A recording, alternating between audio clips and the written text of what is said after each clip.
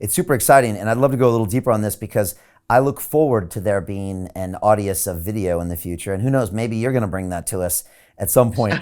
And we can talk a little bit about YouTube and some of those things after this. Just to finish up with the audio token. First of all, you guys are big. Yeah, your market cap's over $500 million. You're 120th in the rankings. You guys have a sizable network. As far as that audio token, obviously, I can buy it and stake it and help use the network and get a return. I can buy some audio tokens and then get special access. If I just upload content, will I accrue tokens over time, or how else does that token get used or distributed if I was just an artist or a consumer? Yeah, so there's this ongoing inflation in the token supply, and the proceeds of that inflation go to two places. One is to folks staking the token, and two is to folks who are making the network more valuable in like all of the different ways that that means. And to be clear, the network doesn't somehow like have this premonition of how valuable a given user is. It's actually there's a direct chains of actions that a user can take that allow them to earn a reward out of that inflationary pool. So yeah, if you show up to Audius with no money in your pocket, nothing but interesting content, or a knack for curating playlists or doing things like that, you can start to go to work on the network, curating content, posting new content, reposting it, and engaging with it.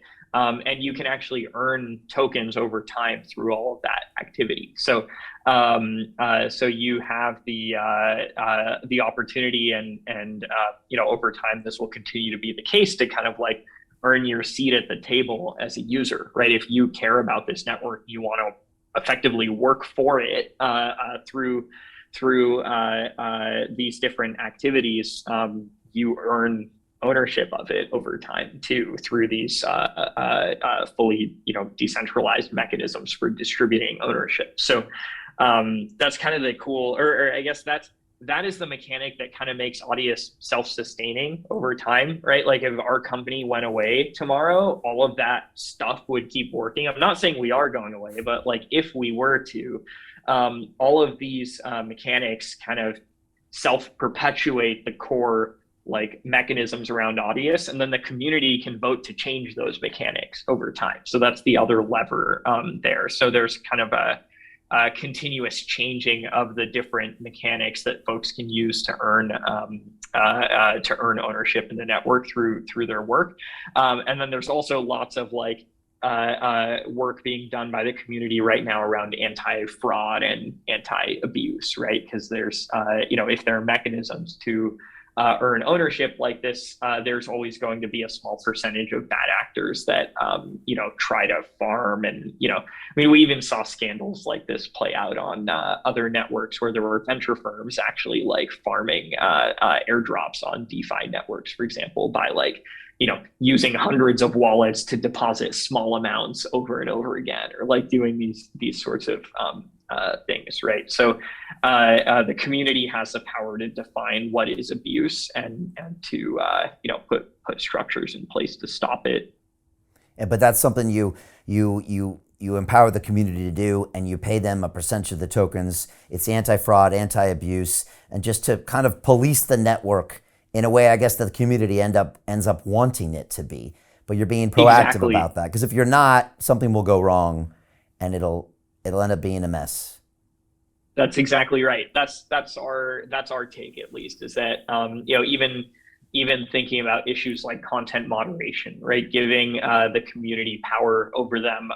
Our community has actually like continually improved processes around, say, like dealing with copyright infringement, for example, and other things, because 99.9% of the community don't want that stuff there, right? And I think it's actually for that reason that many folks in the traditional music industry have started to get pretty excited about Audius too, which I think is an important thing to note, that it kind of tying back earlier in our conversation. I don't think Audius actually displaces labels, publishers, folks like that. I think what Audius displaces are these distributor and kind of effectively like music supply chain middlemen that sit between the artist and the fan, right? If an artist wants to sign with a label, that's their choice and their prerogative, right? Whether or not that makes sense in their specific case, that's up to them to decide. But Audius as a network doesn't differentiate between those folks and the independent folks. Everyone is on a level playing field and has access to the same tooling and tool chain. Well, actually, that part's not quite true, because I know folks at the labels have built their own tooling now to engage with the network. So that's actually an interesting bit, with respect to the future of Audius, is that like, the community around the network feels very strongly that they don't want it co-opted by the incumbents of yesteryear, but those incumbents are equally enfranchised to engage here in the same way that any user is, right? Which it creates some really interesting dynamics, right? I have my personal opinions on this, right? I think if anyone is showing up and behaving in good faith on this network, the network should treat them equally, right? It's interesting to see some factions of the community feeling, like, I mean, it's such a kind of hypocritical way to behave, right? It's like, we're mad that the old industry behaved in this way, so like we're going to make a new industry and then we're going to behave the same way. And it's like, no, this is not this is not how you address these problems. But it is amusing, and look, ultimately it's not my choice how these things play out. That's kind of the most wild part of this whole journey, is that it is in the community's hands at this point.